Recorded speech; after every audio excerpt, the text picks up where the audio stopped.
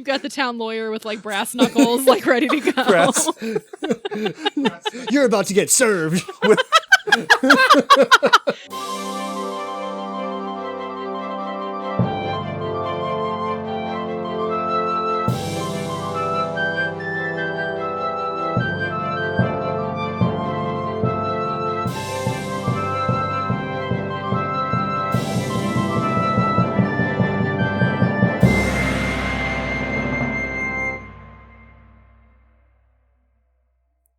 Hello, and welcome to the Tabletop Travel Guide, the podcast where we explore fictional worlds and civilizations right from the comfort of our own table. I'm Tyler. I'm Ryan. And I'm Sam. And today, we are going to dive right into the thrilling conclusion of the River Kingdoms. Part 2. Dun, dun, dun. Yes, so last week, we talked through 3 different areas of the 8 kingdoms. We talked through Daggermark, Gralton, and Lambreth. And so Sam today is going to take us through the remaining 5, and then we'll finally give you what you all have been waiting for, an entire week for the score of Tabletop Travel Guide of what the River Kingdoms is going to be. So with that, I hand it off to Sam. All right, so we are back in the River Kingdoms. I know it has been a whole week, but just high level, this is our area that is full of rivers, bandits, and weird governments. Weird kingdoms. Weird kingdoms. And the Selin systems of River. Government. Yes, the Selin River. All right, so we are going to jump right back into our next kingdom here. We are going to make a quick stop in Mivan. Cool. Mivan. Not sure if Mivan. that's exactly how I pronounce it, but I like it. It sounds fancy. So Mivan is a land full of Aldori sword lords, Ooh. who we just talked about, which is great. So these are descendants of Aldori sword lords who fled south when Corel the Conqueror started his conquest in 4499. So these are people that all fled out of Brevoy, have settled here. As such, this is a territory built on swordsmanship. Swordsmanship. I don't know if that's... Okay, sure. We'll Look, we have territories built on assassins. Like Look, we this one talked about actually last week. doesn't sound too bad. Okay. There's actually not a lot about Mivan, so we're not going to have a ton here, but we are going to talk about how their government is created. Is it full of people, watery tarts throwing swords? Not quite. The basis of society here is the List of Suitors, which is a monthly publication that lists the results of all of the duels in the last month. Do you have to be single in a duelist to be on this? Like, if you're a good duelist and also just happen to be married, are you no longer on the list of suitors? Look, there are suitors for duels, Tyler, and there are suitors for love. We are only talking about the suitors for duels. Aw. But... Oh, keep going. Yep. Keep going. I have questions, but I will hold. Hold your questions till the end, Ryan. So in the center of town, in the square, they host a weekly gathering of swordsmen and swordswomen who wish to prove themselves publicly. Uh-huh. These duels do have some rules, and this is essentially what this entire territory revolves around. The rules for the duels are as follows. First, the challenged picks the weapons and armor. So Ryan, if I come up to you and say I'm challenging you to a duel, you get to choose how we are going to do that duel. Naked your with right. forks, obviously. Wow. Look, I am married, sir. The list of suitors is not. That's why it's forks, not spoons. Come on. The list of suitors is not about romance, Ryan. Stop. Yeah, the forks. All right, so then the two parties in this duel have to agree on the victory conditions. If they cannot, the duel is canceled and both suffer dishonor. Sure. So basically you have to decide together, is the duel finished when we have first blood? Is it finished when someone is disabled? Is it finished when someone is dead? This naked fork duel is just one of the conditions. It's getting very weird. The two parties must also agree on the stakes. Are we dueling for money? $10. Are we dueling for property? Anyone between the ages of 16 and 60 may duel. Nice. Minors may not. And if you're over 60, apparently you are too old, so you're not allowed anymore. That's okay, sure. Yeah. Yeah. All genders may participate. in any duel. Good. Only the Aldori are eligible to win government positions. So if you are from another country, you cannot roll up and be like, I would like to challenge you to a duel over your lordship if you are not actually a citizen or an Aldori. Can you become a citizen? I think you can, but you can't become an Aldori because that's a blood descendant situation. Cool. So you could duel someone for their house, but not their title necessarily. You're still the noble, but you're in that shit out back now. We trade. There are limits to how many duels you can do. You are only allowed 3 duels per week per person, and no duel lasts longer than 15 minutes. Oh my gosh, this is so specific. It really is. I'm like, I said, they don't want you to get tired, or they don't want you to get greedy, maybe. Like, you can't be dueling everybody for everything all the time. All duels must be witnessed by at least one friend of each participant. Otherwise, fatalities are considered homicide. Oh. So, what this means is that, Tyler, I cannot be like, I'm going to challenge you to a duel, and Ryan, my BFF, is going to witness, and you have none, and then I just shank you in an alley. And then I'm like, that doesn't it was count. great. It was all legit. Sam was perfectly fine. She was perfectly fine. So, that's, I guess, a positive, kind of. And then the outcome of any duel is irrevocable. So if I beat you in a duel and I take your house, you cannot argue that. If you agreed to the terms. I'm still hung up that we call this the list of suitors and not like the list of duelists. It's maybe, I don't know, maybe it's like speed dating, but you're speed dueling. This is one who's way best to like... suited to... Nope, not going to say that. That's going to be bad. So this like form old school Tinder. You just swipe right in and challenge the person to a duel. I imagine, we're all old here at the Tabletop Travel Guide. I imagine this is like reading a Discord server as a form of government. Like, who do I talk to get my passport stamped? Oh man, I gotta go back 3 months in the suitors, the list of suitors. The rules are posted in the general chat. It's pinned at the top.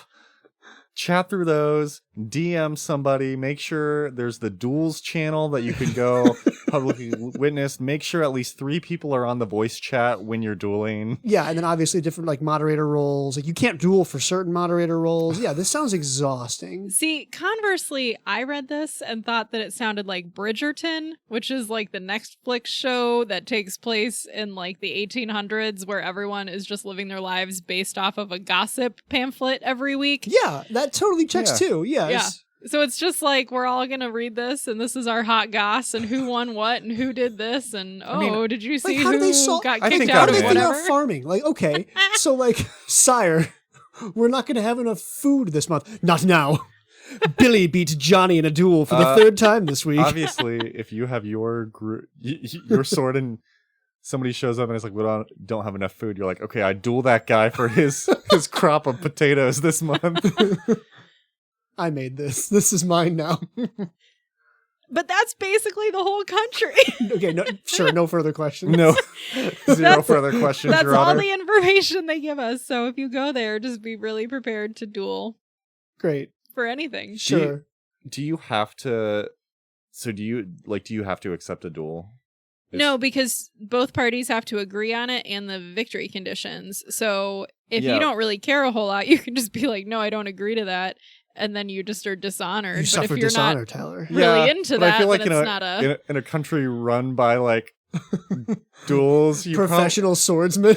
Dishonor is probably about as bad. So you pretty much have to accept any challenger. Like step 1 foot in the country. I challenge you for everything you're worth. No? It's literally like Pokemon games where you're walking down the street and somebody stops and you can't get out of the duel and you're like, I'm just trying to get to the Pokemon Center and it's like, time to duel. I just caught this Weedle. Let's fight.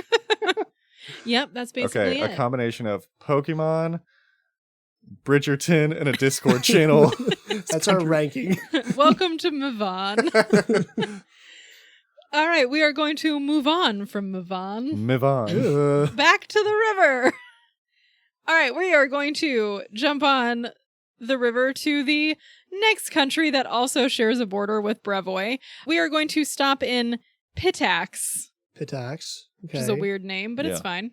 So Pitax is south of Brevoy and was founded by brigands from Brevoy to Great. have the opposite side of the coin Good here. alliteration. What are you? We're the brigands from Brevoy. Ooh. This one's kind of fun, though. So 4 centuries ago, there was a rogue with sorceress powers named Césaire Catanay, Césaire Catanay, also known as the Silver Fox. the Silver Fox. I just keep picturing George Clooney. It's fine.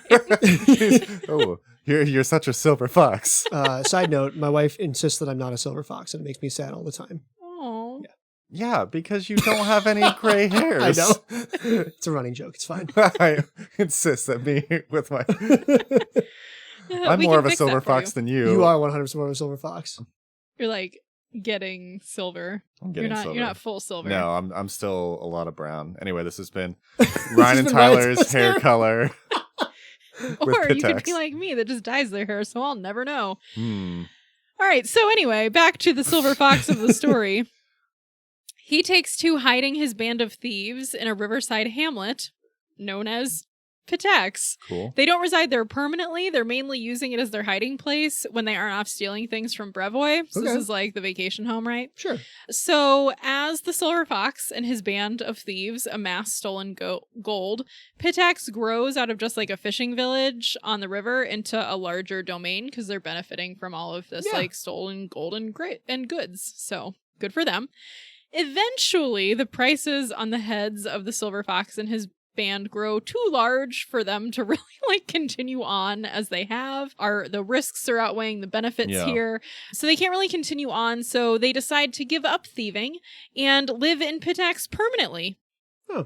They build walls, they hire sellswords for defense, and this is what cements Pitax as a river kingdom.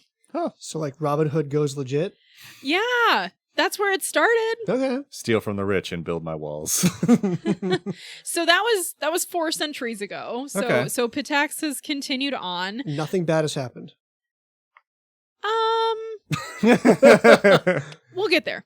So Pitax has constant issues with its neighbors. So Mivan and Pitax share a border, and they frequently fight over the land there because it's the best land for farming. I imagine Mivan keeps showing up, be like, "We're gonna duel you for your farmland," and Pitax is like, "That's not how we do things here. Stop it. Stop away." trying to make duels happen." Yes, exactly. And then they also have Numeria to the north. Oh, So Numerian brigands attack a lot. Brevoy frequently threatens to attack, though they never have. It's very Brevoy of them. They're like, we could if we wanted to. they keep sending tax collectors down here. And then there are factions within Pitax that quarrel against each other as well. So the 2 largest factions are the Catanai, which is the Silver Fox's descendants, Yeah. that family, and then the Liasenza families. The Liasenzas are renowned for their fruit orchards. Oh. They have been in charge of Pitax for the better part of the last century. Hmm. However, in 4702, So like 20 years ago. yes, so recently, a Numerian bard arrives. His name is Castruccio Irovetti. Castruccio Iravetti. I just like that We're this sorry is for all of our Italian listeners. the Italy of the River Kingdoms. So he buys his way into the various trading houses and makes partnerships with important merchants, notably the rivals of the Liasenza No, family. can't do that. So then, one evening, Iravetti invites the leaders of the Liasenza family, the brothers Lothair and Berenguer, Berenguer. to a card game at one of his warehouses. I cannot with Ryan. So anyway, no one really knows what happened that night because no one really remembers. However, the next morning, Iravetti possessed a signed document legally handing over all of the possessions of the Liasenza family, including the crown of Pitax. Sure. Okay. So we don't know. Did he like play a card game and like Bet the crown. like bet the crown? Roofie a bunch of people and bet the crown. Did he roofie them? Did he bard magic them? Who knows? So anyway, he takes control of Pitax One evening over cards. So he then attempts to mold Pitax into something more respectable. So he founds the Academy of Grand Arts to promote fine arts and high culture. Oh. But he's a little bit too controlling of the process and insists on controlling what the artists of the Academy create and do.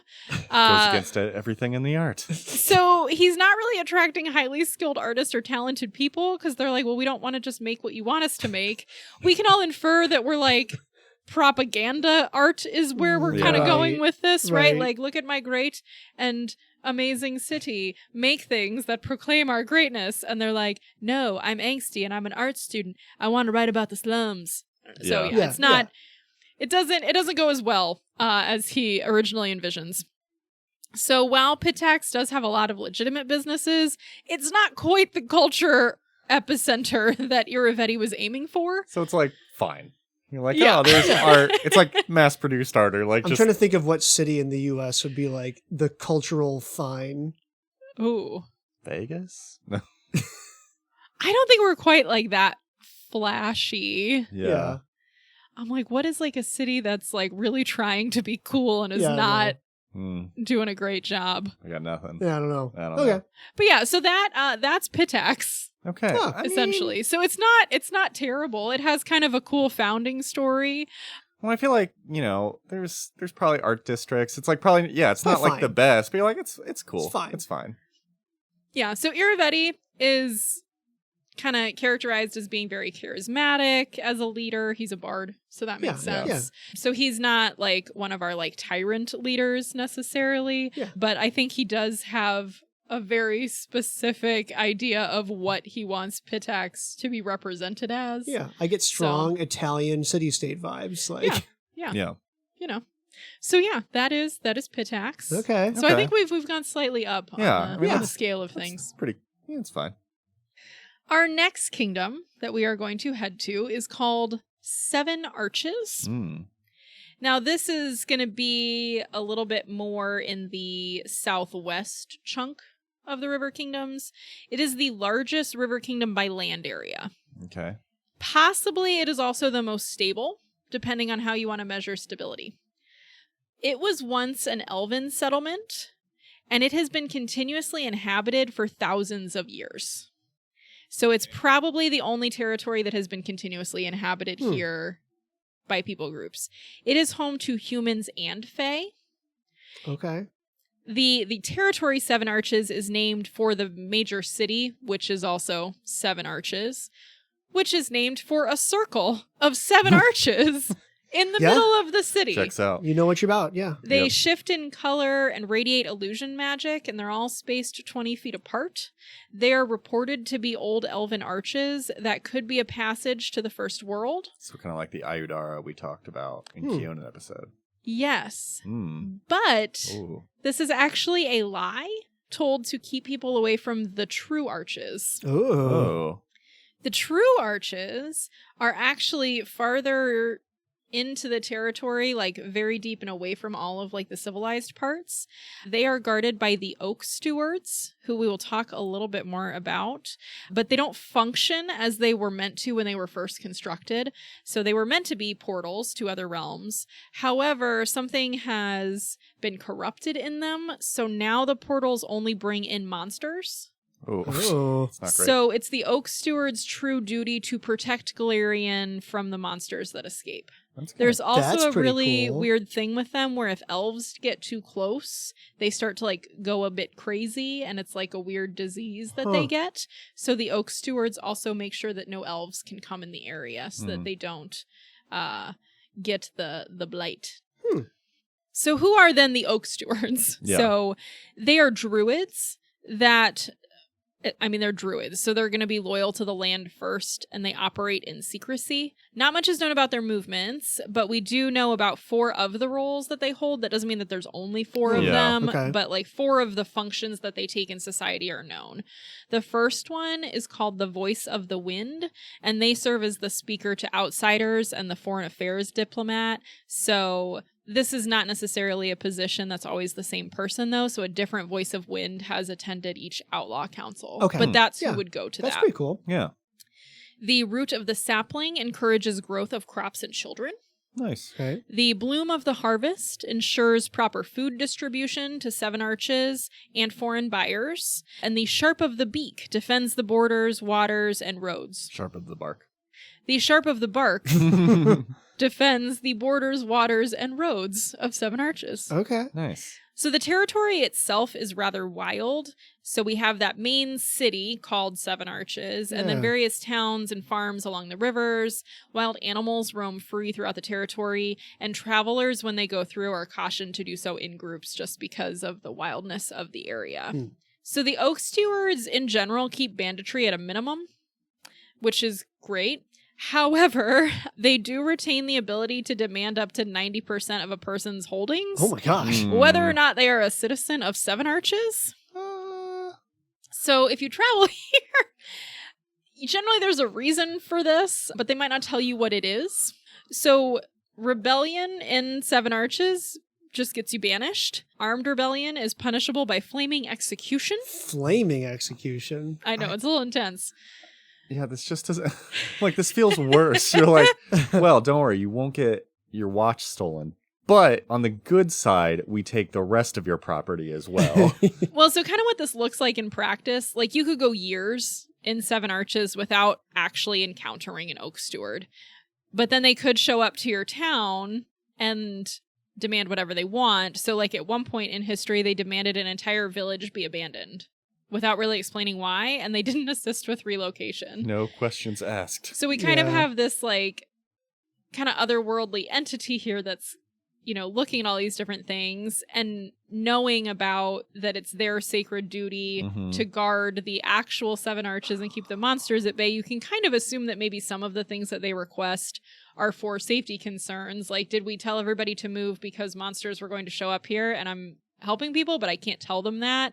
So it's a Is it little like bit of a they're- weird... Are they setting, or like they're setting a trap? Like, we need this village to set the Yeah. trap. Or like, But is it like Right. common knowledge? Is it common knowledge that the arches are actually... It's not. So like... So people don't know that. Yeah, I feel like that... So it's so like... yeah, as a person. It's like you have the Oak Stewards might have the best intentions in mind and like be protecting stuff, but they're so secretive that everyone's like, Yes. yeah, these jerks just show up and steal my crap occasionally. It sucks. Yeah, so that's the problem, right? Is like they could have good intentions, but they're not telling anyone what it actually is. So the Fey influence that's here makes 7 Arches really challenging to conquer, which is how it's remained as it is for so long. Sure. It's also a huge producer of food. The druidic magic helps with farming. And 7 Arches is pretty charitable to their neighboring kingdoms with food resources, which keeps them with pretty positive foreign relations with everybody around. So there are some parts of stability, but then also some odd parts. Well, you don't want to burn the breadbasket. That makes sense. Yeah. Yeah. I mean, as a place to go, this still feels like a pretty interesting place to explore. Is there a campaign about Oak Stewards? So there's... Because this sounds cool. Yeah, so there's a... Hilariously, I'm listening to this on a different podcast right now. If you want to listen to it, the Glass Cannon podcast, if you're a Glass Cannon podcast person, you should call out our podcast on this as well. No, I'm kidding. But if you listen to the Glass Cannon podcast, they're like one of the biggest actual plays. Is not sponsored by Paizo, but whatever. But anyway, so they're running through Gatewalkers, and so Gatewalkers starts in 7 Arches, and there's stuff going on there. I was thinking about that. I'm like, oh, if we're in this area, maybe we should do a spoiler guide on it, but I might not. We might not do that because I'm listening to the podcast right now. We'll see. We might spoil it. It's fine. But yeah, Gatewalkers dives into some of this stuff. This is very cool. Yeah. I like this. It's definitely a neat area. So what I like about the Guide to the River Kingdoms, too, if you actually read through that campaign setting, it gives you adventure hooks for each of these places. Mhm. It's really cool. So I did not get into all of the adventure hooks, obviously, but there's some really fun things where it just kind of helps you if you wanted to set something in one of these places. Like, Yeah. here are some things that your party could start with, which is cool. Yeah. Nice. So looking pretty good. I mean, might not want to live in 7 Arches, but Could be cool to Would be visit. A cool. week-long trip could be cool. yeah. All right, back on the boat. Back on the boat. We are going to head to Timon. Okay. Timon, maybe? Timon? Timon? Timon? It's spelled Tymon. Timon. Time- It's a Digimon. We'll call it Timon in honor of Tyler. Thank you. Hey, Timon. What does Timon digivolve into? Tylermon. Wow. Very, very creative. Terrible naming. Look. Yes. All right, so Timon is one of our older river kingdoms. It is founded in 2021. Oh. Yes. Yeah, I had to think about that for a second. In Golarion time, I'm yes. like 4 years ago? No. Not. over 2,000. Yeah, Closer a to while 3,000. Yeah. All right, it is founded by the famous Taldan gladiator, Maldar Timon. Oh, there you go. He was part of the 5th Taldan Army of Exploration Oh, okay. that explored and mapped out the lands that would become the River Kingdom. Mm-hmm. Okay. So Maldar's heroism in the army earned him the governance of this territory for Taldor. That's very Taldor of That's them. very Taldor, very yep. exploration-y of them. So he founds the town of Timon, named for himself. Everyone's just naming things after themselves here in the River Kingdoms. And many of the other soldiers stay on to help carve out this part of the River Kingdoms. Men, we have fought with our blood for this land. We shall call it Timon. And our nation will be named Timon. So with this land, Maldar intends to create a gladiatorial haven. Oh my god. I'm down. That's cool. Come on. But before he can see his dream fully realized, he's getting older. And he's lived, a rough exploring gladiator life. And he's starting to die of old age. Uh-huh. So he starts looking for a way to cheat death. As is traditional. He finds an answer with the Druids of Seven Arches. Mm-hmm. In exchange for promises to protect Seven Arches, the Oak Stewards reincarnate Maldar as an elf after he dies, Oh. thus allowing him to extend his mortal life and continue his vision for Timon. I think if you're looking for ways to extend your life, that's like a budget way to do it. Yeah, if you're a human, for you're sure. like, crap, I don't have enough to be Sun Orchid Elixir or become a Lich or whatever. Can you reincarnate me as an elf that gives me like 400 more years to deal? Okay. However, Maldar doesn't want his cheating of death to be a public thing. So to cover it up, he creates the law of succession, Oh my gosh. which establishes leadership through combat. Great. Another one of these? Yes. So he attends the combat as his new elven form, using the name Karth Valkner, and defeats a warrior that is disguised to look like his old body. Obviously, he's got some help to pull this off, but he doesn't let anyone aside from his few trusted individuals in on this plan. He continues this cycle for 2,700 my years. gosh. Going from reincarnated body to reincarnated body. And he is still in charge. Do they fake a fight every time? That feels like Yes. oh my gosh, that's amazing. But, I mean, it's various, lifespans, right? So it could have been 400 years for the elf body. Right. But then if you were, popped into a human again, then it might only be 100 years. One day, one of these, he pops into a goblin and lives 15 years. And then Damn it! Next succession. That's just impressive. That's commitment. Well, especially, That's commitment. you are the one reincarnating, but you're not reincarnating the people helping you with this. Right, so you're constantly training a cohort. So you have a succession of people who are we are the keepers of the Timon, the Timon secret. Yeah. So over this huge span of time, Maldar builds up this gladiatorial wonderland in Timon. He builds a giant arena called the Arena of Aerodin. Okay. It seats 2,000 people. We also have a gladiatorial college. He also creates allies with the High Priest of Gorum. Sure. And there's a large temple to the Lord in Iron in Timon as well. What about Kurth? Is Kurth big into this place? The deity of He's not, competitiveness? He's not mentioned specifically, but I imagine yes. That seems like a very good fit. It's like the Disneyland of gladiatorial arenas. A little bit, yes. Yes. Tiny Tina's Wonderland.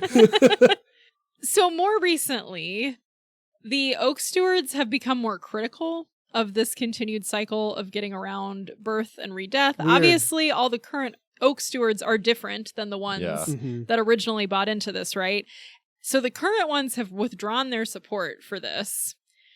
So currently, Maldar is living as a half-orc named Olorth Ungin and looking for a new druid to help him continue his rebirth cycle. We can Sure. make that happen. So TBD on where that goes. Yeah. But how Timon functions as a kingdom, it exists under 4 laws, which I will go through for you, just so that you know what you're getting to when you arrive here. The first is the Law of Blood. Great.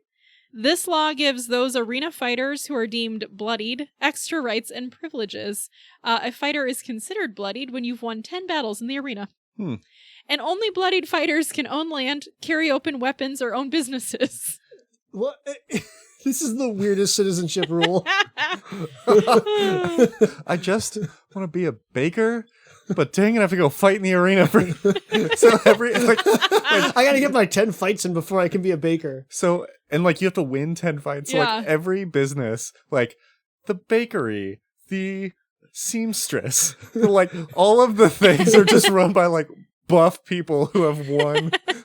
I mean, you could like work in a business, but you can't own your own Yeah, but, like, until yeah. you've The won. owners are just like ripped AF people. That sounds right. The second law is the Law of Defense. This makes it mandatory for all of the bloodied warriors in Timon to defend the kingdom whenever it's attacked from the outside. I just want to make my croissants.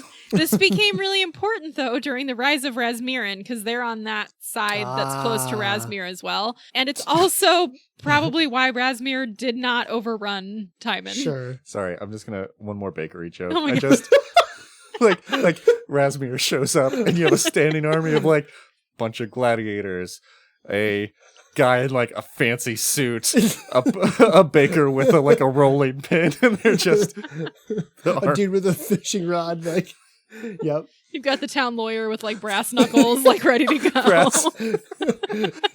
You're about to get served. New character, a Timon lawyer. Oh, This is great. I'm I want to go here so bad. This I makes the told you. entirety of River This is Kingdoms so worth dumb. it. I love it. All right, our next law is the Law of Grievance. This was obviously created to resolve disputes. Sure. Anyone with a grievance that cannot be settled in the typical ways can challenge their offender to a duel in the arena. Great. They're generally not to the death, but they do end feuds definitively, so once you've lost, you've lost. This also makes large crimes like vengeance and murder fairly rare here in Timon. That's Okay. fair. I Because mean, if you're mad at somebody, you just, let's duel over it. Yeah. So if you short your baker 5 cents, they're gonna. they're going to take you to the arena. Can I speak to your manager? Are you sure about that? You can.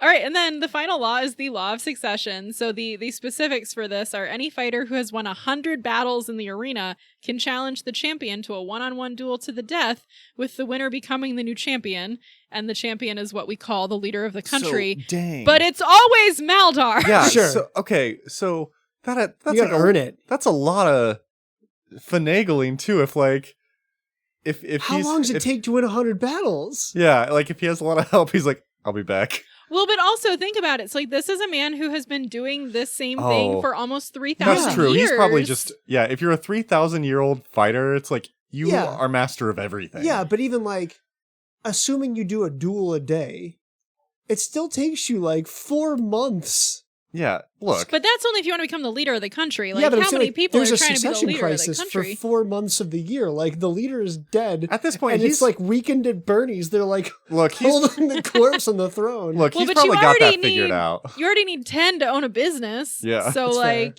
Okay. and if people are just calling each other out to the arena over all the random things, That's like, That's fair. you're probably doing, You get 10 in a day. He's probably tweaked the system over 2,700 That's years. fair. That the runs system like is clockwork. definitely rigged. Yes. This is dumb. I love it. I love This it. I is- want to go here and this build a is character Timon. from this place. This is why I love the River Kingdoms, because they're all just So ridiculous, but so fabulous. I like it. All right, so that is the end of Gladiatorial Wonderland. Okay. We will get back on the boat with all of our souvenirs. I guess. All of our pictures of famous gladiators. And we will head off to our last of the main kingdoms here in the River Kingdoms. This one is Uringen. Uringen. It's spelled Uringen. Seems right. So Yeah, Uringen. I'm going to go Uringen. This chunk is almost entirely the Embeth Forest. So it's in the middle of the River Kingdoms. It's actually less rivery than the other kingdoms. The land here is densely wooded. There's a lot of stagnant marshes, but it's not great for farming or any other kind of industry because it's mostly just this like forest and marshland. Okay. It's generally avoided by travelers because Fair. it's not super easy to get through. But the citizens that live here are pretty chill with that. So this area is founded by an elfin named Birgi? Birgi? Birgi? Birgi. Sure. I was thinking like Bjork. I'm like, do I pronounce the J like a Y? Birgi? Birgi. Birgi? Birgi. Uringen, because we name everything for ourselves here in the River Kingdoms. So he settles in the River Kingdoms after a career of adventuring. He obviously names the settlement after himself. His companion is a wizard named Rona, who is from Ustalov. Oh. Rona is the brains of the operation. But together with Birgi, or however we want to say this name, they decide to build a clock tower. Now, this clock tower is built with stolen instructions that involve time alteration magic. Where's my character? I know, Yeah. your character From would do last really week. well here. However, in construction, due to either improper assembly, somebody tinkering with something they shouldn't, or arcane power surges from phase circles that are underneath where they build, the device malfunctions when it's first activated and brings the tower and all of the immediate surroundings into a pocket dimension Oh. that's partially outside of time, Okay. in between Golarion and the First World. Whoopsie. So this chunk covers the middle third of the town. Oh, but it's not the whole town. No! Oh. It includes the town square that the clock tower sits on.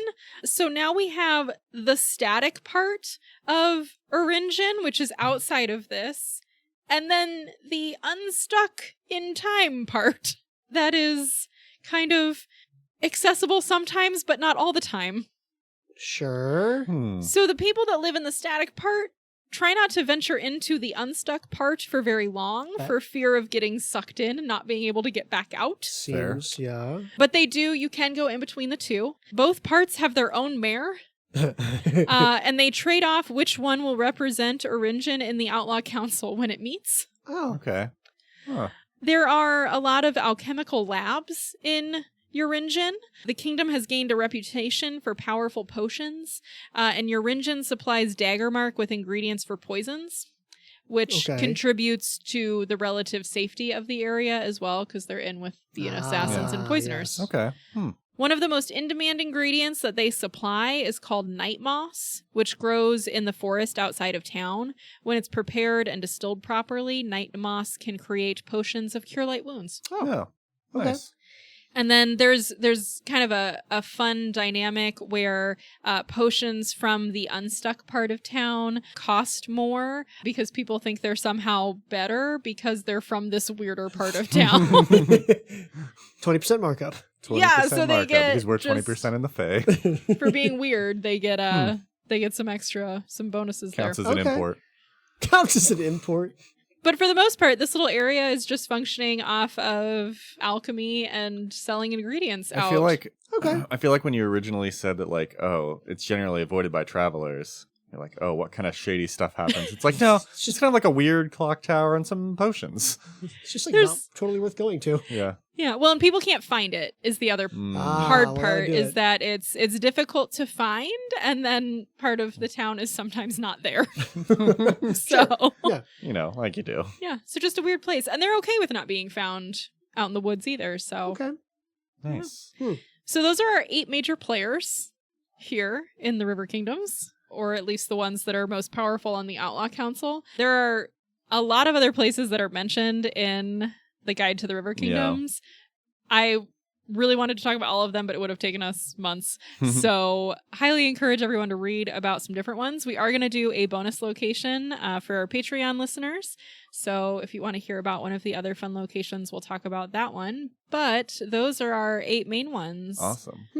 So, friends, do we rate? I think we rate. Oh my gosh, what do you even rate this on? 1 to 10 rivers. Rivers? 110 Sellens. Sellens? Rivers. Yeah, probably just like rivers. I don't know. Yeah.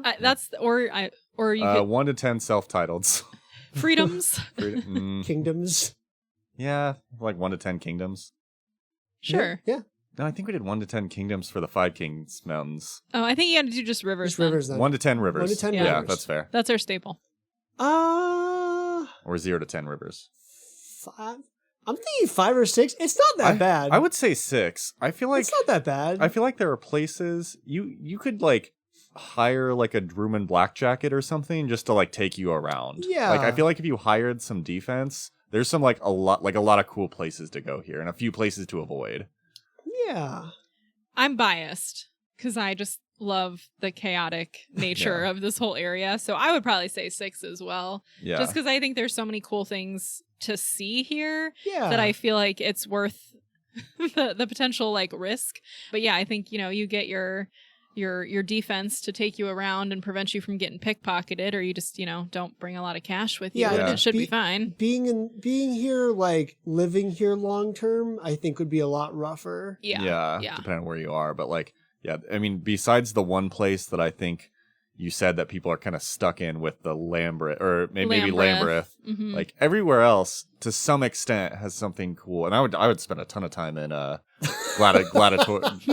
Gladiator Wonderland. Right, you could just hang out there, watch gladiator matches for a week, eat some popcorn. Huh. Yeah, so I'm a solid 6. Yeah. I think this would be a cool place to go to. Like, just to you just have to be prepared. Yeah. Yes. Be prepped. Preparation required. Nice. Okay. Well, 6 out of 10 rivers. I like it. Woo. And thank you again, Samantha. This was so formal. This was great.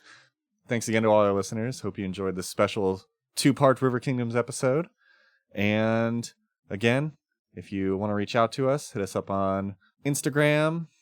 Hit us up on our email, tabletoptravelguidepodcast@gmail.com. Go to our website. There's still the listener survey. There's still the Patreon. But until next week, safe travels, everybody.